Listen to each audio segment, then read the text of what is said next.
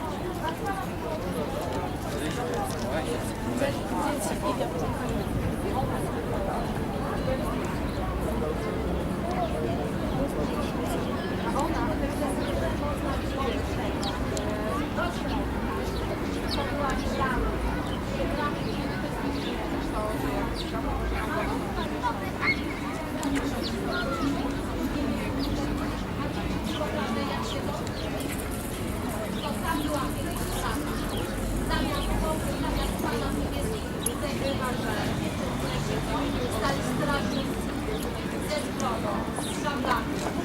I się pytali, po co zostali przychodzicie? Na kłopoty.